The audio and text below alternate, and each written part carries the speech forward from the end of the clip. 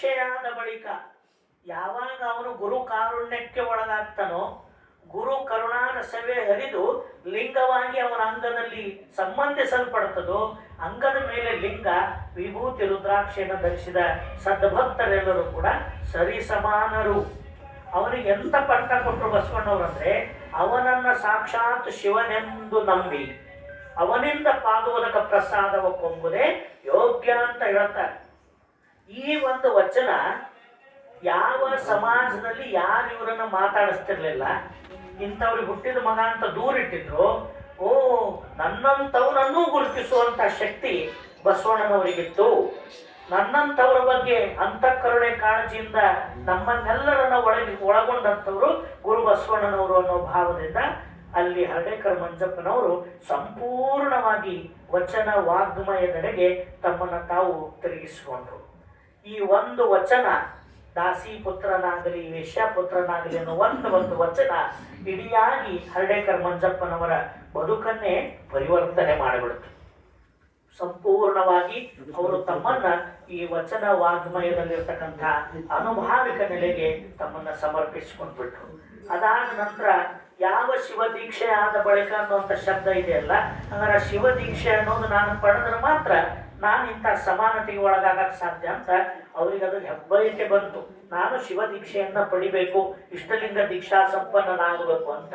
ಹಾಗಾದ್ರೆ ಅವಾಗ ಯಾವ ಯೋಗ್ಯನಾದ ಗುರುವಿನಿಂದ ನಾನು ದೀಕ್ಷೆ ಪಡಿಬೇಕು ಅಂತ ಪ್ರಶ್ನೆ ಬಂದಾಗ ಅವರಿಗೆ ಕಾಣ ಬಂದವರು, ಅವರಿಗೆ ಮಾರ್ಗದರ್ಶಕರಾಗಿ ಬಂದಂಥವ್ರು ಯಾರು ಅಂದ್ರೆ ಪೂಜ್ಯರಾದ ಶ್ರೀಮದ್ ಅಥಣಿಯ ಮುರುಗೇಂದ್ರ ಮಹಾಶಿವಯೋಗಿಗಳು. ಗೊತ್ತಿರಬೇಕಿದೆ ಎಲ್ಲರಿಗೂ. ನಮಗೆ ಅಥಣಿ ಶಿವಯೋಗಿಗಳ ಹತ್ರ ಹೋಗಿ ನನಗೆ ಲಿಂಗ ದೀಕ್ಷೆ ಬೇಕಾಗಿದೆ, ನಾನು ಲಿಂಗ ದೀಕ್ಷೆಯನ್ನ ಪಡೆದು ನಾನು ಶರಣರ ಮಾರ್ಗದಲ್ಲಿ ನಡಿಬೇಕಂತೀನಿ ಅಂತ ಹೇಳಿದಾಗ ಅಂಥ ಅಪ್ರತಿಮವಾದ ಶಿವನ ಅಪರಾವತಾರವೇ ತಾವಾಗಿದ್ದಂಥವರು ಅಥಣಿ ಶಿವಯೋಗಿಗಳು. ಅವರೇನು ಸಾಮಾನ್ಯರಲ್ಲ, ಅವರು ಒಂದು ಮಠದ ಮಠಾಧೀಶರಲ್ಲ, ಅವರು ಶಿವಯೋಗಿಗಳು. ಶಿವಯೋಗದ ಅನುಸಂಧಾನದಲ್ಲಿ ಸದಾ ಜಾಗೃತವಾಗಿದ್ದಂಥವರು. ಅದಕ್ಕಾಗಿ ನಮ್ಮ ಹುಬ್ಬಳ್ಳಿಯ ಸದ್ಗುರು ಸಿದ್ಧಾರೂಢ ಮಹಾಸ್ವಾಮಿಗಳು ಒಂದು ಮಾತು ಹೇಳ್ತಿದ್ರಂತೆ. ಯಾರು ತಮ್ಮಲ್ಲಿಗೆ ಬರ್ತಿದ್ರಲ್ಲ, ನೀವೆಲ್ಲ ಅವ್ರ ಚರಿತ್ರೆ ಓದಿದವ್ರಿಗೆ ಗೊತ್ತಿರ್ತದೆ, ಹೇಳ್ತಿದ್ರಂಥವ್ರು, ಶಾಸ್ತ್ರ ಕೇಳಾಕ ಹುಬ್ಬಳ್ಳಿಗೆ ನನ್ನ ಮಠಕ್ಕೆ ಬರ್ರಿ, ಶಾಸ್ತ್ರ ನಿಜಗುಣರ ಶಾಸ್ತ್ರ ಕೇಳಾಕ ಹುಬ್ಬಳ್ಳಿ ಒಳಗಿರೋ ನಮ್ಮ ಮಠಕ್ಕೆ ಬರ್ರಿ, ಶಾಸ್ತ್ರದೊಳಗೆ ಕಾಣುವಂತ ಶಿವನ ನೋಡಾಕ ಅಥಣಿಗೆ ಹೋಗ್ರಿ ಅಂತಿದ್ರಂತ. ನೋಡ್ರಿ, ಸ್ವತಃ ಅವರು ಇಷ್ಟು ಲಿಂಗ ಕಟ್ಕೊಂಡಿದ್ದಿಲ್ಲ, ನಾನೇ ಲಿಂಗದೀನಿ ಅನ್ನೋ ಅದ್ವೈತ ಸಿದ್ಧಾಂತಕ್ಕೆ ಹೋಗಿ ಲಿಂಗ ಬಿಟ್ಟಿದ್ರು. ಆದ್ರೆ ಲಿಂಗವಿಡಿದು ಅನುಸಂಧಾನ ಮಾಡಿದವನೇ ಶಿವಾಕಾನ ಅನ್ನೋದನ್ನು ಸಿದ್ಧಾರೂಢರು ತಿಳಿದಿದ್ರು. ವ್ಯರ್ಜ ಮಾಡ್ಬೋದಿತ್ತಲ್ಲ, ಯಾಕಂದ್ರೆ ಶಿವಯೋಗಿಗಳು ಇಷ್ಟಲಿಂಗ ನಿಷ್ಠಾ ಸಂಪನ್ನರು, ಲಿಂಗ ಬಿಟ್ಟಿದ್ದವರಲ್ಲ. ಆದ್ರೂ ಕೂಡ ಸಿದ್ಧಾರೂಢರಿಗೆ ಅವ್ರ ಬಗ್ಗೆ ಎಷ್ಟು ಗೌರವ ಅಂತಂದ್ರೆ, ತಾವೊಬ್ಬರು ಲಿಂಗ ತೆಗೆದವರಾಗಿದ್ರೂ ಕೂಡ ಲಿಂಗಧಾರಿಯಾಗಿ ಲಿಂಗ ನಿಷ್ಠೆಯೊಂದಿಗೆ ಶಿವಯೋಗದ ಸಂಪನ್ನತೆಯನ್ನು ಪಡೆದಂಥ ಶಿವಯೋಗಿಗಳ ಬಗ್ಗೆ ಎಷ್ಟು ಗೌರವ ಅಂದ್ರೆ, ಶಾಸ್ತ್ರ ಕೇಳಕ್ಕಷ್ಟು ನಮ್ಮಲ್ಲಿ ಬರ್ರಿ, ಆದ್ರೆ ಶಿವ ಇಲ್ಲಿ ನಿಮಗೆ ಕಾಣೋದಿಲ್ಲ, ಶಿವನ ನೋಡ್ಬೇಕಾದ್ರೆ ಅಥಣಿಗೆ ಹೋಗ್ರಿ. ನೋಡ್ರಿ ಎಂಥದ್ದು ಅಂದ್ರೆ, ಶಿವನನ್ನೇ ದರ್ಶನ ಮಾಡಿಸುವಂತ ಶಕ್ತಿ ಶಿವನೇ ತಾವಾಗಿ ನಿಂತಂಥವ್ರು ಅಥಣಿ ಮುರುಗೇಂದ್ರ ಶಿವಯೋಗಿಗಳಿದ್ರು. ಅವರಲ್ಲಿ ಇವ್ರು ಹೋಗಿ ದೀಕ್ಷೆ ಕೇಳ್ತಾರ. ಅಂಥವ್ರು ಸಹಿತ ಒಂದು ಕ್ಷಣ ಅವತ್ತಿನ ಸಾಮಾಜಿಕ ಪರಿಸ್ಥಿತಿಗೆ ಒಂದು ಸ್ವಲ್ಪ ವಿಚಾರ ಮಾಡಬೇಕಾಗ್ತದೆ. ಯಾಕಂತ ಕೇಳಿದ್ರೆ, ಇವತ್ತಿನ ಕಾಲಘಟ್ಟದಲ್ಲಿ ನಾವು ಲಿಂಗ ದೀಕ್ಷೆ ಕೊಡೋದು, ಶರಣರ ವಿಚಾರಗಳನ್ನು ಎಷ್ಟು ಸ್ವತಂತ್ರವಾಗಿ ನಿರ್ಭಯವಾಗಿ ನಾವು ಚಿಂತನೆ ಮಾಡೋದು ಎಷ್ಟು ಸರಳ ಇದೆಯೋ, ಅವತ್ತಿನ ಕಾಲದಲ್ಲಿ ಇದು ಸರಳ ಇರಲಿಲ್ಲ. ಜಾತೀಯತೆ, ವರ್ಣಾಶ್ರಮ ವ್ಯವಸ್ಥೆ ಇದನ್ನು ಬಹಳ ಬಲವಾಗಿ ನಂಬಿದಂಥ ಒಂದು ವರ್ಗ ಇತ್ತು. ಸಾಮಾಜಿಕವಾಗಿರ್ತಕ್ಕಂಥ ಈ ವ್ಯವಸ್ಥೆಯನ್ನ ಗಟ್ಟಿಯಾಗಿ ಉಳಿಸಿಕೊಂಡು ಹೋಗಬೇಕು ಅಂತಕ್ಕಂಥ ನಂಬಿಕೆ ಇತ್ತು. ಅಸ್ಪೃಶ್ಯತೆ ಅನ್ನೋದು ಸಂಪೂರ್ಣವಾಗಿ ಜಾರಿ ಒಳಗಿತ್ತು.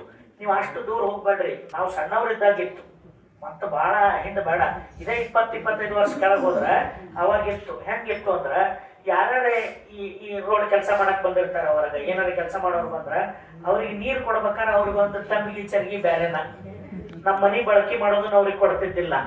ಏನಾರ ಅವ್ರಿಗೆ ಕೊಡ್ಬೇಕಾದ್ರೆ ಎತ್ತರಲ್ಲೇ ಹಾಕೋದು, ಅವ್ರು ಮುಟ್ಟಿದ್ದೈತಿ ಅಂದ್ರೆ ಅದನ್ನ 10 ಸಲ ಬೆಳಗ್ಗೆ ಸ್ವಚ್ಛ ಮಾಡಿ ತೆಗೆದಿಡೋದು, ಇಷ್ಟರ ಮಟ್ಟಕ್ಕೆ. ಆದ್ರೆ ಇವತ್ತು ಆ ಪರಿಸ್ಥಿತಿ ಯಾರ ಮನೆಯಾಗೂ ಇಲ್ಲ, ಅಷ್ಟರ ಮಟ್ಟಕ್ಕೆ ಯಾರು ಆಚರಣೆ ಮಾಡೋದಿಲ್ಲ.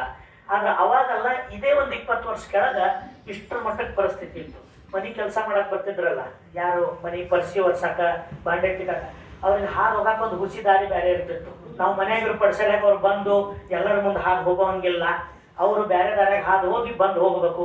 ಅದು ಹೆಂಗ್ ಬಂದು ಹೋಗ್ಬೇಕಂದ್ರ ಗಾಡಿ ಹಿಡ್ಕೊಂಡು ಇಲ್ಲಿ ಹೋಗ್ತಿರ್ತಾವಲ್ಲ ಮೆಲ್ಲಕ್ಕ, ಹಂಗ ಅವರು ತಮ್ಮ ನೆರಳು ಬಿಡಿಸ್ಲಾರ್ದಂಗ ಸೈಡಿಗೆ ಹಾದು ಎತ್ತಂಗ್ರ ಹಾದು ಹೋಗ್ಬೇಕು, ಕಣ್ಣಿಗೆ ಕಾಣ್ದಂಗ ಬಂದು ಹೋಗ್ಬೇಕು ಅವ್ರು. ಯಾಕಂದ್ರೆ ಅವ್ರು ಕೆಲಸ ಮಾಡೋರು ಅಂದ್ರೆ ಅವ್ರು ಒಂಥರ ಕೀಳು ಜನ ಅನ್ನೋ ಭಾವ ಅಲ್ಲಿವರೆಗೆ ಇತ್ತು. ಈಗ ಹೆಂಗೈತ್ರಿ? ಈಗ ಹೆಂಗೈತಿ? ಈಗ ಅನ್ರಿ ನೋಡೋದಂತವ್ರಿಗೆ ಹಂಗ ಹೋಗ್ರಿ ಹಿಂಗ್ ಬರ್ರಿ ಅಂತ ಒಂದ್ರ ಸಾಕಾಗಿರ್ತೈತಿ. ಎಲ್ಲಿ ಬಂದೈತಿ ಪರಿಸ್ಥಿತಿ ಅಂದ್ರೆ ಬಾಗಿ ಒಂದು ತಪ್ಪಸಲಾರ್ದ ಬರ್ತಾರಂದ್ರ ಕಾಲ್ ಮುಗಿದು ಯವ್ವ ಬಂದೆ ಚಲೋ ಬಾ, ಯಾಕಂದ್ರೆ ಮೊದಲು ಚಾ ಕುಡಿ, ಟಿಫಿನ್ ಮಾಡು, ಆರಾಮಿರು, ನೀ ಮೊದಲು ಆರಾಮಿರು. ಯಾಕಂದ್ರೆ ನೀನ್ ಆರಾಮ್ ತಪ್ಪು ಅಂದ್ರ ನಮ್ಗೆಲ್ಲ ಆರಾಮ್ ತಪ್ಪೈತಿ ಅಂತ ಈಗ ಹಿಂಗ್ ಬಂದೈತಿ ಕಾಲ. ಅವತ್ತಿನ ಪರಿಸ್ಥಿತಿ ಹಿಂಗಿತ್ತು, ಇಷ್ಟು ಪರಿಸ್ಥಿತಿ ಇತ್ತು. ಅಂಥ ಕಾಲಘಟ್ಟದೊಳಗ ಅಥಣಿ ಶಿವಗಳಂತವ್ರನ್ನ ಸ್ವಲ್ಪ ವಿಚಲಿತರನ್ನಾಗಿ ಮಾಡ್ತು. ಸಮಾಜ ಇದನ್ನು ಒಪ್ತೈತನು. ನಾನು ಒಂದು ಗುರು ಸ್ಥಾನದೊಳಗಿದ್ದಂಥವ, ನನಗಿದರ ಅರಿವು ಐತಿ. ಆದ್ರೆ ಇದನ್ನ ಈ ಸಮಾಜ ಒಪ್ಪಬೇಕಲ್ಲ. ಇವರು ನೋಡಿದ್ರ ಒಬ್ಬ ದಾಸಿ ಪುತ್ರದಾರ, ಇಂಥವ್ರನ್ನ ಮುಟ್ಟಿಸ್ಕೊಳಕ್ಕೂ ಜನ ವಿಚಾರ ಮಾಡ್ತಾರ, ಮಾತು ಆಡಿಸ್ಬೇಡ ಅಂತಾರ. ಇನ್ನು ಮಠದೊಳಗೆ ಅವ್ರಿಗೆ ಪ್ರವೇಶ ಕೊಟ್ಟು ಅವ್ರಿಗೆ ಮುಟ್ಟಿ ನಾನು ಲಿಂಗ ದೀಕ್ಷಾ ಕೊಟ್ಟೆ ಅಂದ್ರ ಬಹುಶಃ ಈ ಸಮಾಜ ನನ್ನರ ಬಿಡ್ಬೇಕಲ್ಲ, ನನ್ನೂ ಬಿಡಲ್ಲ ಅಂತ ತಿಳ್ಕೊಂಡು ಅವ್ರ ಕೊನೆಗೆ ಏನ್ ಮಾಡ್ತಾರ, ಅವ್ರ ಹಂಬಲ ಇತ್ತು ಏನಂತ, ಲಿಂಗ ದೀಕ್ಷೆ ಅನ್ನೋದು ಕೊಟ್ರ ಇಂಥವ್ರಿಗೆ ಕೊಡಬೇಕು, ಇನ್ಯಾರಿಗೆ ಕೊಡಬೇಕು, ಕೊಟ್ರ ಇಂಥವ್ರಿಗೆ ಕೊಡ್ಬೇಕು ಅಂತ ಹೇಳೋದು ಹಂಬಲ ಇತ್ತು. ವಯಸ್ಸಿ ಬಂದವ್ರಿಗೆ ಮತ್ತೆ ಕೊಡದೆ ಇನ್ಯಾರಿಗೆ ಕೊಡಬೇಕು. ಅದಕ್ಕೆ ಅವ್ರು ಏನ್ ಪ್ಲಾನ್ ಮಾಡ್ತಾರ, ಇದನ್ನ ಈ ಸಮಾಜ ನೋಡಬಾರ್ದು, ಹಗಲೊತ್ನಾಗ ಕೊಟ್ರೆ 4 ಜನರಿಗೆ ಗೊತ್ತಾಗೈತೆ ಅಂತ ಹೇಳಿ ಮಧ್ಯರಾತ್ರಿ ಜನ ಎಲ್ಲ ಮಲಗಿದಾಗ, ಲೋಕ ವ್ಯವಹಾರಗಳೆಲ್ಲ ಸ್ತಬ್ಧ ಇದ್ದಾಗ, ಯಾರು ಇಲ್ಲದ ನೋಡಿ ಮಧ್ಯರಾತ್ರಿ ಹರಡೇಕರ ಮಂಜಪ್ಪನವರನ್ನು ಮಠಕ್ಕೆ ಕರೆಸಿಕೊಂಡು ರಾತ್ರಿನೇ ಅವ್ರಿಗೆ ಲಿಂಗ ದೀಕ್ಷೆ ಕೊಟ್ಟು ಬೆಳಗ್ಗೆ ಹರಿಯೋದ್ರಾಗ ಓಡಿಸ್ಬಿಡ್ತಾರ. ಅವ್ರು ನೀನಿಂದ್ರೆ ಬಾಡಿಲ್ಲ ಅಂತೇಳಿ ಹೋಗ್ಬಿಡು ಮೊದ್ಲಿಲ್ಲಿಂದ. ಯಾಕಂದ್ರೆ ನೀನು ಕೊರಳಾದ ಲಿಂಗ ಹಣಿ ಮೇಲೆ ಬಸ್ ಮಾರುದ್ರಾಕ್ಷಿ ನೋಡಿದ್ರ ಬಹುಶಃ ಈ ಜನ ನಿನ್ನೂ ಬಿಡಲ್ಲ, ನಮ್ಮನ್ನು ಬಿಡೋದಿಲ್ಲ, ಅದಕ್ಕೆ ನೀನು ಇಲ್ಲಿ ನಿಂದ್ರ ಬೇಡ, ತಗೊಂಡು ಹೋಗು ಅಂತ ಕಳಿಸ್ತಾರೆ. ಅಷ್ಟು ಮಧ್ಯರಾತ್ರಿಯಲ್ಲಿ ಸಮಾಜವನ್ನೆಲ್ಲ ಕಣತಪ್ಪಿಸಿ ಒಂದು ಲಿಂಗ ದೀಕ್ಷಾ ಕಾರುಣ್ಯವನ್ನು ಪಡೆದು ಹರಡೇಕರ ಮಂಜಪ್ಪನವರು ಅದ್ಭುತ ಶಿವಯೋಗ ಸಾಧಕರಾಗಿ ಬೆಳಗುತ್ತಾರೆ. ಅವರು ವಿಶೇಷವಾಗಿರ್ತಕ್ಕಂಥ ಸಾಧನೆ ಏನು ಅಂತ ಕೇಳಿದ್ರೆ, ಅವರು ಆ ಸಂದರ್ಭದಲ್ಲಿ ಯಾವ ಬ್ರಿಟಿಷರ ಆಳ್ವಿಕೆಗೆ ಭಾರತ ಒಳಗಾಗಿತ್ತಲ್ಲ, ಈ ದಾಸ್ಯದಿಂದ ದೇಶವನ್ನು ಮುಕ್ತ ಮಾಡಬೇಕು ಅಂತಕ್ಕಂಥ ಮಹಾತ್ಮ ಗಾಂಧೀಜಿಯವರ ಸತ್ಯಾಗ್ರಹ, ಸ್ವಾತಂತ್ರ್ಯ ಚಳುವಳಿ, ಅದಕ್ಕೆ ತಮ್ಮನ್ನು ಸಂಪೂರ್ಣವಾಗಿ ತೊಡಗಿಸುವಂತಾರೆ. ಅಷ್ಟೇ ಅಲ್ಲದೆ ಈ ಚಳುವಳಿಗೆ ಸಂಬಂಧಪಟ್ಟಂತೆ ಬೇಕಾಗ್ತಕ್ಕಂಥ ಸಂಘಟನಾತ್ಮಕವಾಗಿರ್ತಕ್ಕಂಥ ಕಾರ್ಯವನ್ನ ಅವರು ಮಾಡುತ್ತಾರೆ. ಬಸವೇಶ್ವರ ಸೇವಾದಳ ಅಂತ ಹೇಳಿ ಒಂದು ಸಂಸ್ಥೆಯನ್ನ ಮಾಡಿ ಅದರ ಅಡಿಯಲ್ಲಿ ಯುವಕರನ್ನೆಲ್ಲ ಸೇರಿಸಿಕೊಂಡು ಅವರಿಗೆ ರಾಷ್ಟ್ರಭಕ್ತಿ, ದೇಶಭಕ್ತಿ, ಶರಣರ ವಚನಗಳ ಮೌಲ್ಯಗಳ ಆಧಾರದ ಮೇಲೆ ಬದುಕನ್ನು ಕಟ್ಟಿಕೊಳ್ತಕ್ಕಂಥ ವಿಚಾರಗಳನ್ನೆಲ್ಲ ಅವರು ಬೋಧನೆ ಮಾಡ್ತಾ ಇರ್ತಾರೆ. ಅದರ ಜೊತೆಗೆ ಧನುರ್ಧಾರಿ ಅಂತಕ್ಕಂಥ ಒಂದು ಮಾಸ ಪತ್ರಿಕೆಯನ್ನು ಕೂಡ ಅವರು ಹೊಂದಿಸ್ತಾರೆ. ಅದರೊಳಗೆ ದೇಶಭಕ್ತಿಯನ್ನ ಕುರಿತಾಗಿರ್ತಕ್ಕಂಥ ಸ್ವರಾಜ್ಯ ಚಳುವಳಿಗೆ ಸಂಬಂಧಪಟ್ಟಿರ್ತಕ್ಕಂಥ ವಿಚಾರಗಳನ್ನ ತಮ್ಮ ಲೇಖನಗಳ ಮುಖಾಂತರವಾಗಿ ಪ್ರಕಟಿಸಿ ಜನರಲ್ಲಿ ಜಾಗೃತಿಯನ್ನು ಮೂಡಿಸೋ ಕಾರ್ಯವನ್ನ ಮಾಡ್ತಾ ಇರ್ತಾರೆ. ಹೀಗಿರ್ಬೇಕಾದ್ರೆ 1924ನೇ ಇಸ್ವಿಯಲ್ಲಿ ನಮ್ಮ ಕರ್ನಾಟಕದ ಬೆಳಗಾವಿ ಇದೆಯಲ್ಲ, ಬೆಳಗಾವಿಯಲ್ಲಿ ಕಾಂಗ್ರೆಸ್ಸಿನ ಒಂದು ದೊಡ್ಡ ಅಧಿವೇಶನ ಆಗ್ತದೆ. ಆ ಅಧಿವೇಶನದ ಅಧ್ಯಕ್ಷತೆಯನ್ನು ವಹಿಸಲಿಕ್ಕೆ ಮಹಾತ್ಮ ಗಾಂಧೀಜಿಯವರೇ ಬಂದಿರ್ತಾರೆ. ಅವರು ಬಂದಂತ ಸಂದರ್ಭದಲ್ಲಿ ಕರ್ನಾಟಕದ ಭಾಗದೊಳಗೆಲ್ಲ ಈ ಸ್ವಾತಂತ್ರ್ಯ ಚಳವಳಿಯ ಕುರಿತಾಗಿ ಜಾಗೃತಿಯನ್ನು ಉಂಟು ಮಾಡುವಂತ ಕಾರ್ಯವನ್ನ ನಮ್ಮ ಹರಡೇಕರ ಮಂಜಪ್ಪನವರು ಮಾಡ್ತಾ ಇರ್ತಾರೆ. ಹೀಗಾಗಿ ಅವರು ಮಹಾತ್ಮ ಗಾಂಧೀಜಿಯವರ ಅಹಿಂಸೆ, ಸತ್ಯ ಮತ್ತು ಮಾನಸಿಕ ಸ್ಥೈರ್ಯ ಈ ವಿಷಯಗಳ ಕುರಿತು ಅವರಿಗೆ ಬಹಳಷ್ಟು ಪ್ರಭಾವ ಆಗಿರ್ತದೆ. ಹೀಗಾಗಿ ಅವರು ಗಾಂಧಿವಾದಿಗಳಾಗಿದ್ರು, ಗಾಂಧೀಜಿಯವರ ಕಟ್ಟ ಅನುಯಾಯಿ ಆಗಿದ್ರು. ಮತ್ತು ಗಾಂಧೀಜಿಯವರು ಬಂದಾದ್ಮೇಲೆ ಇವರು ಕೂಡ ಆ ಒಂದು ಅಧಿವೇಶನದೊಳಗೆ ಭಾಗವಹಿಸಿ ಸ್ವತಃ ಮಹಾತ್ಮ ಗಾಂಧೀಜಿಯವರಿಗೆ ಮಾಡಿದ ದೊಡ್ಡ ಕೆಲಸ ಏನು ಅವರು ಅಂದ್ರೆ, ನಮ್ಮ ಕರ್ನಾಟಕದ ಮಹಾತ್ಮ ಬಸವಣ್ಣನವರನ್ನ ಗಾಂಧೀಜಿಯವರಿಗೆ ಪರಿಚಯಿಸಿದ ಮೊಟ್ಟ ಮೊದಲನೇದವರು ಯಾರು ಅಂದ್ರೆ ಅವರು ಹರಡೇಕರ ಮಂಜಪ್ಪನವರು. ಅಲ್ಲಿವರೆಗೆ ಮಹಾತ್ಮ ಗಾಂಧೀಜಿಯವರಿಗೆ ಬಸವಣ್ಣನವ್ರ ಬಗ್ಗೆ ಗೊತ್ತೇ ಇರಲಿಲ್ಲ.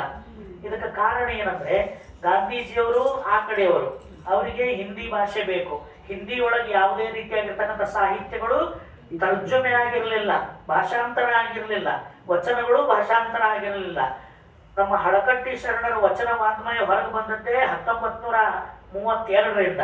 ಅದಕ್ಕಿಂತ ಪೂರ್ವದೊಳಗ ವಚನಗಳು ಬರೀ ತಾಳೆಗರಿ ಮೇಲೆ ಇದ್ವು, ಅವುಗಳಿಗೆ ಮುದ್ರಣ ರೂಪನೂ ಇರಲಿಲ್ಲ. ಅಂತ ಸಂದರ್ಭದಲ್ಲಿ ಬಸವಣ್ಣನವ್ರಿಗೆ ಹೆಂಗೆ ಪರಿಚಯ ಆಗಬೇಕು ಅದನ್ನು ಮನಗಂಡು ಹರ್ಡೇಕರ್ ಮಂಜಪ್ಪನವರು ಮಹಾತ್ಮ ಗಾಂಧೀಜಿಯವರಿಗೆ ಬಸವಣ್ಣನವರ ಕುರಿತು, ಅವರ ವಚನ ವಾಗ್ಮಯದ ಕುರಿತು ತಿಳಿಸಿ ಹೇಳುತ್ತಾರೆ. ಹಾಗೆ ತಿಳಿಸಿ ಹೇಳೋ ಸಂದರ್ಭದಲ್ಲಿ ಗಾಂಧೀಜಿಯವರು ಒಂದು ಮಾತು ಕೇಳ್ತಾರೆ ಹರ್ಡೇಕರ್ ಮಂಜಪ್ಪನವರಿಗೆ. ಮಂಜಪ್ಪನವರೇ, ನಿಮ್ಮ ಬಸವಣ್ಣನವ್ರ ಬಗ್ಗೆ ಇಷ್ಟೆಲ್ಲ ಹೇಳಿದ್ರಲ್ಲ, ಹಾಗಾದ್ರೆ ಬಸವಣ್ಣನವ್ರ ಬಗ್ಗೆ ಪ್ರಕಾರ ದೇವರು ಅಂದ್ರೆ ಯಾರು, ಯಾವುದಕ್ಕೆ ದೇವರು ಅಂತಾರ ಬಸವಣ್ಣವರು ಅಂತ ಕೇಳ್ತಾರೆ. ಅವಾಗ ಇವ್ರು ಹೇಳ್ತಾರೆ, ಯಾರು ಮಂಜಪ್ಪನವ್ರು ಹೇಳ್ತಾರೆ, ನಾನು ಉತ್ತರ ಹೇಳ್ತೀನಿ, ನೀವು ಹೇಳ್ರಿ ಮಹಾತ್ಮಾಜಿ, ನಿಮ್ಮ ಪ್ರಕಾರ ದೇವರು ಅಂದ್ರೆ ಯಾರು ಅಂತೀರಿ ನೀವು ಅಂತ. ನನ್ನ ಪ್ರಕಾರ ನಾನು ರಾಮನಿಗೆ ದೇವರು ಅಂತೀನಿ ಅಂತ. ಹೌದಾ, ರಾಮ ಅಂದ್ರೆ ಏನು ಅಂತ ಕೇಳ್ತಾರೆ. ರಾಮ ಅಂದ್ರ ಸತ್ಯ. ನನ್ನ ಪ್ರಕಾರ ರಾಮಾಯಣದ ಪಾತ್ರಧಾರಿ ರಾಮ ಅಲ್ಲ. ಮಹಾತ್ಮ ಗಾಂಧೀಜಿಯವರು ಹೇ ರಾಮ್ ಅಂದದ್ದು ರಾಮಾಯಣದ ರಾಮನಿಗಲ್ಲ, ಆತ್ಮಾರಾಮನಿಗೆ. ತಿಳ್ಕೊಬೇಕು ನಾವಿದ್ರ, ಆತ್ಮಾರಾಮನಿಗೆ, ಆ ಪಾತ್ರಧಾರಿ ರಾಮನಿಗಲ್ಲ. ಆ ರಾಮ ಅನ್ನೋದು ಸತ್ಯ. ಸತ್ಯಕ್ಕೆ ನಾನು ರಾಮ ಅಂತ ಕರೆದಿನ ಅಷ್ಟೇ. ಬಸವಣ್ಣವ್ರು ಕೂಡ ಸಂಗಮದೇವ ಅಂತ ಕರೆದಾರ, ಒಂದೇ ಪರಮ ಸತ್ಯ, ಅದಕ್ಕೆ ನಾನು ರಾಮ ಅಂತ ಕರೆದೀನಿ. ಅದಕ್ಕೆ ಸತ್ಯವೇ ನನ್ನ ಪ್ರಕಾರ ದೇವರು ಅಂತ ಅವ್ರು ಹೇಳುತ್ತಾರೆ. ಹಂಗಾರೆ ಮತ್ತೆ ಬಸವಣ್ಣವ್ರ ಬಗ್ಗೆ ಏನಂತೀರಿ ನೀವು, ಯಾರು ಅವ್ರ ಪ್ರಕಾರ ದೇವರು ಅಂದಾಗ ಇವ್ರು ಎಷ್ಟು ಅದ್ಭುತವಾಗಿ ಹೇಳ್ತಾರೆ. ಮಹಾತ್ಮಾಜಿ, ನೀವು ಹೇಳಿದ ಪ್ರಕಾರ ಸತ್ಯವೇ ದೇವರು ನಿಜ, ಆದ್ರೆ ಬಸವಣ್ಣನವ್ರ ಪ್ರಕಾರ ಬರೀ ಸತ್ಯ ದೇವರಾಗೋದಲ್ಲ, ಸತ್ಯದ ಆಚರಣೆಯೇ ದೇವರು ಅಂತ ಹೇಳ್ತಾರೆ. ಸತ್ಯ ಸತ್ಯವೇ, ಆ ಸತ್ಯವನ್ನು ಆಚರಣೆ ಮಾಡದೆ ಹೋದ್ರೆ ಸತ್ಯಕ್ಕೇನು ಬೆಲೆ ಬರ್ತದೆ? ನಾವೆಲ್ಲ ಸತ್ಯದ ಬಗ್ಗೆ ಹೇಳ್ತೀವಿ, ಆದ್ರೆ ಮಾತಾಡುವಾಗ ಸುಳ್ಳು ಹೇಳೋದು. ಸತ್ಯ ಅನ್ನೋದು, ಸತ್ಯ ದೇವರು ಅನ್ನೋದು, ಮತ್ತು ದೇವರಾದ್ಮೇಲೆ ಅದು ಆಚರಣೆಗೆ ಬರ್ಬೇಕಲ್ಲ. ಅದಕ್ಕಾಗಿ ನಮ್ಮ ಧರ್ಮದಲ್ಲಿ ಅರಿವೇ ಗುರು, ಆಚಾರವೇ ಲಿಂಗ. ಅರಿವೇ ಲಿಂಗ ಆಗೋದಿಲ್ಲ, ಅರಿವು ಗುರುವಾಗಿ ಬೋಧಿಸ್ತದೆ. ಆದ್ರೆ ಅದು ಬರೀ ಅರಿವಾಗಿ ನಿಂತ್ರೆ ಅದು ಅಜ್ಞಾನನೇ. ಮತ್ತೆ ಅದು ಯಾವ ರೂಪ ತಗೋಬೇಕು? ಕ್ರಿಯಾರೂಪ, ಆಚಾರದ ರೂಪ ತಗೋಬೇಕು. ಹಾಗಾಗಿ ಮಹಾತ್ಮ ಗಾಂಧೀಜಿಯವರದನ್ನು ಕೇಳಿ ಎಷ್ಟು ಪ್ರಭಾವಿತರಾಗ್ತಾರಂದ್ರೆ, ನಾನು ಬರೀ ಸತ್ಯನೇ ದೇವರಂತ ತಿಳಿದಿದ್ದೆ, ನಿಮ್ಮ ಬಸವಣ್ಣನವರು ಸತ್ಯದ ಆಚರಣೆ ದೇವರು ಅಂದಾರಲ್ಲ, ಈ ಆಚಾರವೇ ಲಿಂಗ ಅಂದಾರಲ್ಲ, ಇದು ಎಷ್ಟು ದೊಡ್ಡ ಮಾತು, ಸಾಮಾನ್ಯವಾದಂಥದ್ದಲ್ಲ. ಅದಕ್ಕೆ ಅವರೊಂದು ಮಾತು ಹೇಳ್ತಾರೆ, ಇಂಥ ಮಹಾತ್ಮ ಬಸವಣ್ಣನವರ ಕಾಯಕ ಸಿದ್ಧಾಂತ, ದಾಸೋಹ ಸೂತ್ರ, ಅಸ್ಪೃಶ್ಯತಾ ನಿವಾರಣೆ, ಜಾತಿ ಪದ್ಧತಿಯ ನಿರ್ಮೂಲನೆ, ಸ್ತ್ರೀ ಪುರುಷ ಲಿಂಗ ಭೇದ ರಹಿತವಾದ ಸಾಮಾಜಿಕ ಸಿದ್ಧಾಂತ, ಇದೆಲ್ಲವನ್ನ ನೋಡಿದ್ರೆ, ಇದೆಲ್ಲವನ್ನು ಅಳವಡಿಸಿಕೊಂಡು ಸರಿಯಾಗಿ ಜಗತ್ತಿಗೆ, ಈ ಭಾರತಕ್ಕೆ ನೀವು ಮುಟ್ಟಿಸಿದ್ದೇ ಆದರೆ ಬಸವಣ್ಣನ ಅನುಯಾಯಿಗಳಾದಂತಹ ನೀವುಗಳು ಬರೀ ಕರ್ನಾಟಕವನ್ನ, ಭಾರತವನ್ನಲ್ಲ, ಇಡೀ ಜಗತ್ತನ್ನೇ ಉದ್ಧರಿಸಬಲ್ಲಿರಿ. ಇಡೀ ಜಗತ್ತನ್ನೇ ಉದ್ಧರಿಸಬಲ್ಲಿರಿ ಅಂತ ಶಕ್ತಿ ಈ ಬಸವಣ್ಣನವರ ತತ್ವಗಳಲ್ಲಿದೆ ಅಂತ ಹೇಳಿ ತಿಳ್ಕೊಂಡು ಮಹಾತ್ಮ ಗಾಂಧೀಜಿಯವರು ಹೇಳಬೇಕಾದ್ರೆ ಅವರಿಗೆ ಇದನ್ನೆಲ್ಲ ಸವಿಸ್ತಾರವಾಗಿ, ಮಾರ್ಮಿಕವಾಗಿ, ಮನದಟ್ಟಾಗುವಂತೆ ತೋರಿಸಿಕೊಟ್ಟವ್ರು ಯಾರು? ಹರ್ಡೇಕರ್ ಮಂಜಪ್ಪನವರು. ಅದಕ್ಕಾಗಿ ಅವರಿಗೆ ಕರ್ನಾಟಕ ಗಾಂಧಿ ಅಂತ ಯಾಕೆ ಕರೀತಾರೆ ಅಂದ್ರೆ, ರಾಷ್ಟ್ರಪಿತ ಮಹಾತ್ಮ ಗಾಂಧೀಜಿಯವರು ಭಾರತಕ್ಕಿದ್ರೆ ಕರ್ನಾಟಕದಲ್ಲಿ ಅದೇ ಗಾಂಧೀಜಿಯವರ ಪ್ರತಿರೂಪವಾಗಿ, ಕರ್ನಾಟಕದಲ್ಲಿ ಗಾಂಧಿಯಾಗಿ ನಡೆದವರು, ನುಡಿದವರು, ಕಾರ್ಯವನ್ನ ಮಾಡಿದವರು ಯಾರಂದ್ರೆ ಹರ್ಡೇಕರ್ ಮಂಜಪ್ಪನವರು. ಅದಕ್ಕಾಗಿ ಅವರಿಗೆ ಕರ್ನಾಟಕದ ಗಾಂಧಿ ಅಂತ ಕರೀತಾರೆ. ಮತ್ತೊಂದು ಅವರು ವಿಶೇಷವಾದಂತಹ ಒಂದು ಆಸ್ತಿಯ ವಿಷಯ ಯಾವುದಿತ್ತು ಅಂದ್ರೆ ಆರೋಗ್ಯ. ಮನುಷ್ಯನ ಸಂಪತ್ತು ಆರೋಗ್ಯ. ಆರೋಗ್ಯವನ್ನ ವಿಶೇಷವಾಗಿ ಉಪವಾಸದ ಮುಖಾಂತರವಾಗಿ ಹೆಂಗೆ ಕಾಯ್ಕೋಬೇಕು ಅನ್ನೋದನ್ನ ಅವರು ಕಂಡುಕೊಂಡಿದ್ರು. ಅದಕ್ಕಾಗಿ ಅವರು ಲಂಘನಂ ಪರಮೌಷಧಂ ಅವ್ರ ಸೂತ್ರ, ಲಂಘನಂ ಪರಮೌಷಧಂ. ಈ ಸೂತ್ರದ ಮೇಲೆ ಒಂದು ಗ್ರಂಥನೇ ಬರೆದ್ರು, ಅದು ಆರೋಗ್ಯ ಜೀವನ. ಆರೋಗ್ಯ ಜೀವನ ಅಂತೇಳಿ ಒಂದು ಗ್ರಂಥ ಬರೀತಾರೆ. ಆ ಆರೋಗ್ಯ ಜೀವನ ಅನ್ನೋ ಗ್ರಂಥದಲ್ಲಿ ಸುಮಾರು 30ಕ್ಕಿಂತ ಅಧಿಕ ಲೇಖನಗಳದಾವ. ಒಂದೊಂದು ಲೇಖನ ಒಂದೊಂದು ಆರೋಗ್ಯಕ್ಕೆ ಸಂಬಂಧಪಟ್ಟದ್ದು. ವಿಶೇಷವಾಗಿ ಮನುಷ್ಯನ ಆರೋಗ್ಯ ಕೆಡೋದು 3 ದೋಷಗಳಿಂದ. ರೋಗಗಳು ಬಹಳಷ್ಟು, ಆದ್ರೆ ಎಲ್ಲ ರೋಗಗಳಿಗೆ 3 ಪಿಲ್ಲರ್ಸ್ ಯಾವುದು ಅಂದ್ರೆ ವಾತ, ಪಿತ್ತ, ಶ್ಲೇಷ್ಮ. ಈ ಮೂರು ದೋಷಗಳನ್ನ ಹತೋಟಿಯಲ್ಲಿಡಬೇಕಾದ್ರೆ, ನಿಯಂತ್ರಣದಲ್ಲಿಡಬೇಕಾದ್ರೆ, ಆರೋಗ್ಯಪೂರ್ಣವಾದ ಜೀವನವನ್ನ ನಾವು ಅನುಭವಿಸಬೇಕಾದ್ರೆ ಯಾವ ತರ ಬದುಕಬೇಕು, ನಮ್ಮ ಆಹಾರ ಪದ್ಧತಿ ಹೆಂಗಿರಬೇಕು, ವಿಹಾರ ಪದ್ಧತಿ ಹೆಂಗಿರಬೇಕು ಅನ್ನೋದನ್ನ ತೋರಿಸಿಕೊಡುವಂತ ಗ್ರಂಥ ಅದು ಹರ್ಡೇಕರ್ ಮಂಜಪ್ಪನವರ ಆರೋಗ್ಯ ಜೀವನ ಅನ್ನೋ ಗ್ರಂಥ. ಆ ಗ್ರಂಥದ ಮುಖಾಂತರವಾಗಿ ಅತ್ಯಂತ ಆರೋಗ್ಯಭರಿತವಾಗಿರ್ತಕ್ಕಂಥ ದೇಹ, ಮನಸ್ಸು, ಬುದ್ಧಿಯನ್ನು ನಾವು ಹೆಂಗೆ ಹೊಂದಬೇಕು ಅನ್ನುವಂಥ ಸಂದೇಶವನ್ನ ಆ ಒಂದು ಗ್ರಂಥದ ಮುಖಾಂತರವಾಗಿ ಅವರು ತೋರಿಸಿಕೊಟ್ರು. ಅಷ್ಟೇ ಅಲ್ಲದೆ ಯಾವ ನಮ್ಮ ಧಾರವಾಡದಿಂದ ಪತ್ರಿಕೆ ಪ್ರಿಂಟ್ ಆಗ್ತಿತ್ತದಲ್ಲ, ನಮಗೆಲ್ಲ ಗೊತ್ತಿರ್ಬೋದು. ಅವತ್ತಿನ ಕಾಲದಲ್ಲಿ ಯಾವುದದು ಶಿವಾನುಭವ ನಮ್ಮ ಇವ್ರದ್ರಿ ಅಲ್ರಿ, ಸಾವಧಾನ ಮುರುಘಾ ಮಠದ್ದು, ಶಿವಾನುಭವ ನಮ್ಮ ಇವ್ರದ್ದು ಯಾರೋ ಹಳಕಟ್ಟಿ ಶರಣರು ಮಾಡಿದ್ದು. ಅದರ ಜೊತೆಗೆ ಇನ್ನೊಂದು ಗ್ರಂಥ ನಮ್ಮ ಧಾರವಾಡದಿಂದ ಪ್ರಿಂಟ್ ಆಗ್ತಿತ್ತು. ಅದ್ರ ಹೆಸರು ಸಾವಧಾನ ಮುರುಘಾ ಮಠದ್ದು. ಇನ್ನೊಂದು ಪತ್ರಿಕೆ ಬರ್ತಿತ್ತು, ನಾವು ಸಣ್ಣವರಿದ್ದಾಗೆಲ್ಲ ಬರ್ತಿತ್ತು, ಈಗ ಬಂದಾಗೈತದು, ಅದು ನೆನಪಾಗೋದು. ಆ ಪತ್ರಿಕೆಯನ್ನು ಮಾಸ ಪತ್ರಿಕೆಯಾಗಿ ಅವತ್ತಿನ ದಿವಸ ಧನುರ್ಧಾರಿ ಇತ್ತಲ್ಲ, ಅದ್ರ ಜೊತೆಗೆ ಬರೀ ಬಸವಾದಿ ಪ್ರಮುಖರ ತತ್ವ ಸಂದೇಶಗಳನ್ನ ಪ್ರಿಂಟ್ ಮಾಡೋ ಸಲುವಾಗಿ ಮತ್ತೊಂದು ಪತ್ರಿಕೆಯನ್ನು ಕೂಡ ಅವರು ಹೊರಡಿಸ್ತಿದ್ರು. ಅದು ಅವರು ಲಿಂಗೈಕ್ಯರಾದ ಕಾಲಾನಂತರದೊಳಗೆ ನಿಂತು ಹೋಗಿತ್ತು. ನಮ್ಮ ಧಾರವಾಡದ ಬಸವ ಪ್ರಸಾರ ಸಂಸ್ಥೆಯವರು ಕೂಡಿ ಅದಕ್ಕೆ ಮತ್ತೆ ಮರುಜೀವ ಕೊಟ್ಟು ಅವರು ಒಂದು 20 ವರ್ಷ ಆ ಪತ್ರಿಕೆಯನ್ನ ಮತ್ತೆ ಮುಂದುವರಿಸಿದ್ರು ಆ ಪತ್ರಿಕೆಯನ್ನ. ಹೀಗೆ ಹರ್ಡೇಕರ್ ಮಂಜಪ್ಪನವರು ಯಾವ ಮಹಾತ್ಮರ ಜಯಂತಿಗಳನ್ನ ಈ ಭಾರತದಾದ್ಯಂತ ಆಚರಣೆ ಮಾಡತಕ್ಕಂಥ ವಿಚಾರವನ್ನು ಗಮನಿಸಿದ್ರಲ್ಲ, ಹೀಗೆ ಬಸವಣ್ಣನವರ ಜಯಂತಿಯನ್ನ ಪ್ರತಿ ವರ್ಷಕ್ಕೊಂದ್ಸಾರಿ ನಾವು ಯಾಕೆ ಆಚರಣೆ ಮಾಡಬಾರ್ದು ಅಂತೇಳಿ ವಿಚಾರ ಮಾಡಿದ್ರು. ಅಲ್ಲಿವರೆಗೆ ಬಸವಣ್ಣ ಅಂದ್ರೆ ಒಬ್ಬ ಐತಿಹಾಸಿಕ ಮಹಾತ್ಮರಾಗಿ ನಾವು ನೋಡೇ ಇರಲಿಲ್ಲ. ಇದು ಕೃಷಿ ಪ್ರಧಾನವಾದ ರಾಷ್ಟ್ರ ಇರೋದ್ರಿಂದ ಬಸವಣ್ಣ ಅಂದ್ರೆ ಎಲ್ಲರ ತಲೆಯಾಗಿ ಏನೋ ಎತ್ತ ಬರ್ತಿತ್ತು. ಬಸವಣ್ಣನ ಜಾತ್ರೆ ಮಾಡ್ತಿದ್ರು, ಅಲ್ಲಿ ಎತ್ತ ಇರ್ತಿತ್ತು. ಇವತ್ತೇನು ಕರ್ನಾಟಕದ ತುಂಬೆಲ್ಲ ಬಸವಣ್ಣನವ್ರ ಗುಡಿ ಎಷ್ಟದಾವಲ್ಲ ದೇವಸ್ಥಾನಗಳು, ಅವು ಬಸವಣ್ಣನವ್ರ ದೇವಸ್ಥಾನ ಇರುವಷ್ಟು ಯಾರ ದೇವಸ್ಥಾನಗಳು ಇಲ್ಲ. ಬೇಕಾದ್ರೆ ಎಣಿಕೆ ಮಾಡಿ ನೋಡ್ರಿ, ಪ್ರತಿ ಒಂದು ಗ್ರಾಮದಲ್ಲಿ, ಶಹರದಲ್ಲಿ ಎಲ್ಲ ಕಡೆನೂ ಬಸವಣ್ಣವ್ರ ದೇವಸ್ಥಾನದವು. ಅವೆಲ್ಲವೂ ಯಾರು ಅಂದ್ರೆ ನಮ್ಮ 12ನೇ ಶತಮಾನದ ಕಲ್ಯಾಣದ ಬಸವಣ್ಣ ಮತ್ತು ಚನ್ನಬಸವಣ್ಣನವರ ಸ್ಮಾರಕಗಳೇ ಹೊರತು ಅವು ಸ್ಥಾವರದ ಸ್ಮಾರಕಗಳಲ್ಲ. ಅವು ಎಲ್ಲೆಲ್ಲ ಆದವು ಅಂದ್ರೆ ಕಲ್ಯಾಣ ಕ್ರಾಂತಿಯ ನಂತರ ನಮ್ಮ ಶರಣರೇನು ಹಾದು ಹೋಗ್ತಿದ್ರಲ್ಲ, ಅವ್ರು ಹೋಗೋವಾಗ ಎಲ್ಲೆಲ್ಲಿ ಕುಳಿತು ಹೋಗ್ಯಾರ, ಅವ್ರು ಕೂತ ಜಾಗ ಎಲ್ಲ ಒಂದೊಂದು ಸ್ಮಾರಕ ಮಾಡಿ ಅಲ್ಲಿ ಜನ ಅಲ್ಲಿ ತಮ್ಮದೇ ಆಗಿರ್ತಕ್ಕಂಥ ಶ್ರದ್ಧಾ ಭಕ್ತಿಯನ್ನ ಅರ್ಪಿಸ್ತಿದ್ರು. ಹಿಂಗಾಗಿ ಎಲ್ಲ ಕಡೆನೂ ಬಸವಣ್ಣವರ ದೇವಸ್ಥಾನಗಳು ಅದಾವ. ಆಗ ನಮ್ಮ ಜನರಿಗೆ ಇದರ ಈ ಒಂದು ವೈಚಾರಿಕ ಧರ್ಮದ ಒಂದು ನೆಲೆ ತಿಳಿಲಾಗಕ್ಕೆ ಇವರು ಬಸವಣ್ಣ ಅಂದ ಕೂಡಲೇ ನಂದಿ ಎತ್ತು ಅಂತ ತಿಳಿದು ಅದರದೇ ಒಂದು ಕಲ್ಲು ಮೂರ್ತಿ ಕಟ್ಟದು ಇಟ್ಟರು. ಎಲ್ಲಿ ಮಟ್ಟಕ್ಕೆ ಅಜ್ಞಾನ ಹೋಗಿತ್ತು ಅಂದ್ರೆ ಬಸವ ಕಲ್ಯಾಣದೊಳಗೂ ಸಹಿತ ಪರುಷಕಟ್ಟೆಯ ಮೇಲೆ ಬಸವಣ್ಣವರು ಕುಂತು ಬೋಧೆ ಮಾಡ್ತಾ ಇರ್ತಕ್ಕಂಥ ಪರುಷಕಟ್ಟೆ ಮೇಲೆ ಒಂದು ಎತ್ತು ಇಟ್ಟಿದ್ರು. ಈಗೂ ಅದೇ ಐತಿ, ಹೋದ್ರ ಅದೇ ಐತಿ. ಅಂಥ ಕಲ್ಯಾಣವನ್ನು ತೋರ್ಸಾಕ ನಮ್ಮ ಬೆಂಗಳೂರು ಬಸವ ಸಮಿತಿಯ ಸಂಸ್ಥಾಪಕರಾದಂಥ BD ಜತ್ತಿ ಅವರು, ಮಾಜಿ ರಾಷ್ಟ್ರಪತಿಗಳು, ಅವರು ಒಬ್ಬ ವಿದೇಶಿ ತತ್ವಜ್ಞಾನಿ ಬಂದಿದ್ದಂತ ಅವ್ನು ಕರ್ಕೊಂಡು ಬಂದ್ರಂತ. ಕಲ್ಯಾಣ ಎಲ್ಲ ತೋರಿಸಿದ್ರಂತ, ಅರಿವಿನ ಮನೆ, ಬಿಜ್ಜಳನ ಅರಮನೆ, ನಂತರ ಪರುಷಕಟ್ಟೆ ತೋರಿಸಿದ್ರ ವಿವರಣೆಯನ್ನು ಇಂಗ್ಲಿಷ್ ಒಳಗೆ ಕೊಡ್ತಿದ್ರು. ಅದನ್ನೆಲ್ಲ ಕೇಳಿ ಪ್ರಭಾವಿತನಾಗಿ ಕೊನೆಗೆ ನಾವು ಒಂದು ಉದ್ಗಾರ ತಗತ್ತಂತ, ಏನ್ರಿ ಜತ್ತಿ ಅವ್ರ ಎಂತ ಅದ್ಭುತ ನಿಮ್ಮ ದೇಶದೊಳಗೆ ನಡೆದದ್ದು ಅಂತ ಏನಂತೀರಿ ಅಂತ ಇವ್ರು ಕೇಳೋದು. ಅಲ್ಲ ಅವ್ರು ಮತ್ತೆ ಎತ್ತ ಇತ್ತಲ್ಲ ಅಲ್ಲೇ, ಅದನ್ನ ನೋಡಿ ನಿಮ್ಮ ಇಂಡಿಯಾದೊಳಗ 12ನೇ ಶತಮಾನದಂತ ಕಾಲದೊಳಗ ಒಂದು ಎತ್ತು ಇಷ್ಟೆಲ್ಲ ಕೆಲಸ ಮಾಡುತ್ತೆ, ಒಂದು ಎತ್ತು ಕ್ರಾಂತಿನೇ ಮಾಡುತ್ತೆ. ಏನ್ರಪ್ಪ ಇದು ಎಲ್ಲಿ ಮಾಡಿದ್ಬಿಡ್ರಿ, ಮನುಷ್ಯನಿಗೆ ಮಾಡೋಕ್ಕಾಗಿಲ್ಲ ಅಂತದ್ದು ಎತ್ತು ಮಾಡ್ತಂತ. ಅವಾಗ ಜತ್ತಿ ಅವರಿಗೆ ತಲೆ ತಳಗಾಗ್ಬಿಡ್ತು. ಏನು ಉತ್ತರ ಕೊಡ್ಬೇಕಪ್ಪ ಇದಕ್ಕೆ? ಬಸವಣ್ಣ ಎತ್ತಾಗ್ಯಾನ, ಯಾಕೆ ನಾವಲ್ಲಿ ತೋರ್ಸೋದು ಎತ್ತ ತೋರ್ಸಕತ್ತೀವಿ. ಇದೇ ಪರಿಸ್ಥಿತಿ ಇತ್ತಲ್ಲ, ಇದನ್ನ ಮನಗಂಡು ಬಸವ ಜಯಂತಿ ಅಂದ್ರೆ ಎತ್ತಿನ ಮೆರವಣಿಗೆ ಮಾಡೋದು, ಎತ್ತಿನ ಪೂಜೆ ಮಾಡೋದು, ಬಸವಣ್ಣನವ್ರ ಸ್ಮರಣೆನೇ ಇರಲಿಲ್ಲ. ಅಂಥ ಸಂದರ್ಭದಲ್ಲಿ ಬಸವಣ್ಣನವರನ್ನ ಐತಿಹಾಸಿಕ ವ್ಯಕ್ತಿಯಾಗಿದ್ರು ಅನ್ನೋದನ್ನ ತೋರಿಸೋ ಸಲುವಾಗಿ ಬಸವ ಚರಿತ್ರೆಯನ್ನ ಮೊಟ್ಟ ಮೊದಲು ಬರೆದವರೇ ಹರ್ಡೇಕರ್ ಮಂಜಪ್ಪನವರು. ಬಸವ ಚರಿತ್ರೆಯನ್ನ ಐತಿಹಾಸಿಕ ನೆಲೆಗಳೊಂದಿಗೆ ಬರೆದವರೇ ಹರ್ಡೇಕರ್ ಮಂಜಪ್ಪನವರು.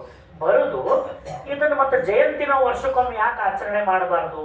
ರಾಮನವಮಿ ಮಾಡ್ತಾರೆ, ನಂತರ ಕೃಷ್ಣ ಜನ್ಮಾಷ್ಟಮಿ ಮಾಡ್ತಾರೆ, ಹಂಗ ನಮ್ಮ ಬಸವಣ್ಣನವ್ರ ಜಯಂತಿ ನಾವು ಯಾಕೆ ಮಾಡಬಾರ್ದು ಲಿಂಗವಂತರು ಅಂತ ಚಿಂತನೆ ಮಾಡಿ ಅದರ ಬಗ್ಗೆ ಸಾಕಷ್ಟು ಶಾಸನಗಳ ಮೊರೆ ಹೋಗ್ತಾರೆ.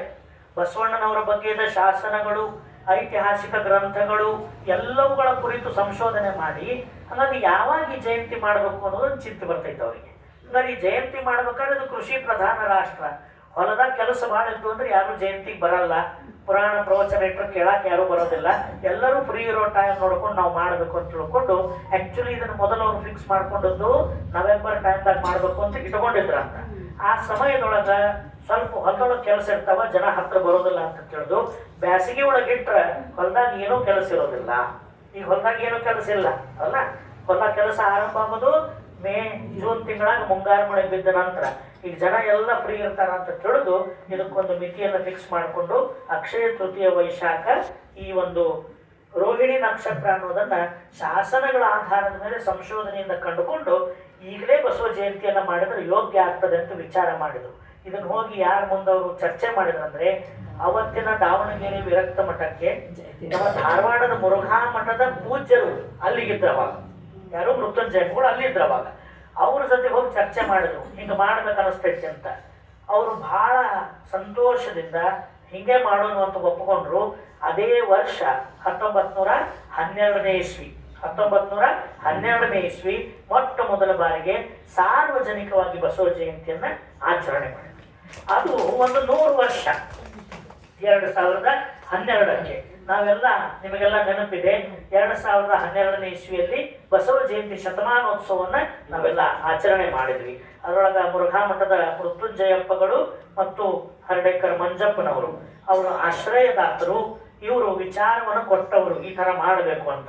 ಇಬ್ಬರೂ ಸೇರಿಕೊಂಡು ಒಂದು ಒಳ್ಳೆಯ ರೂಪವನ್ನು ಕೊಟ್ಟು ಬಸವ ಜಯಂತಿಯನ್ನ ಆಚರಣೆಗೆ ತಂದರು. ಹೀಗೆ ಹರ್ಡೇಕರ್ ಮಂಜಪ್ಪನವರು ಇವತ್ತೇನು ನಾವು ಬಸವಾದಿ ಪ್ರಮಥರ ಕುರಿತು ಚಿಂತನೆ ಮಾಡ್ತೀವಿ, ಇದೆಲ್ಲದರ ಹಿಂದೆ ನಿಜವಾದ ಬಸವಣ್ಣನವರ ದರ್ಶನವನ್ನು ಮಾಡಿಸುವಲ್ಲಿ, ಚಾರಿತ್ರಿಕವಾಗಿ ಅವರನ್ನು ಗುರುತಿಸುವಲ್ಲಿ ಅವರ ಒಂದು ಸೇವೆ ಅದು ಅಗಾಧವಾಗಿರ್ತಕ್ಕಂಥ ಸೇವೆ ಅಂತ ಹರ್ಡೇಕರ್ ಮಂಜಪ್ಪನವರು ನಿರಂಜನ ಶರಣ ಅಂತ ಗುರುತಿಸಿಕೊಂಡವರು. ಯಾಕವರು ನಿರಂಜನ ಶರಣರು ಅಂದರೆ ರಂಜನಾತ್ಮಕವಾಗಿರ್ತಕ್ಕಂಥ ಬದುಕಿನಿಂದ ದೂರ ಉಳಿದವರು. ಅಪ್ಪಟ ಗಾಂಧಿವಾದಿಯಾಗಿ ಇಡೀ ಬದುಕಿನುದ್ದಕ್ಕೂ ಕೂಡ ಚರಕದಿಂದ ನೂಲನ್ನ ನೇಯ್ದು ತಮ್ಮ ಬಟ್ಟೆಯನ್ನ ತಾವೇ ನೇಯ್ದುಕೊಂಡು, ಹೆಂಗ ಗಾಂಧೀಜಿಯವರು ಸ್ವತಃ ತಮ್ಮ ಬಟ್ಟೆಯನ್ನ ತಾವೇ ನೂಳ್ಕೊತಿದ್ರು ಅದೇ ತರ ಇವರು ತಾವೇ ನೇಯ್ದುಕೊಂಡು ಸರಳವಾಗಿರ್ತಕ್ಕಂಥ ಉಡುಗೆ ತೊಡುಗೆಯೊಂದಿಗೆ ಬದುಕಿದಂಥವರು ಯಾರು ಅಂದ್ರೆ ನಿರಂಜನ ಶರಣ ಹರ್ಡೇಕರ್ ಮಂಜಪ್ಪನವರು.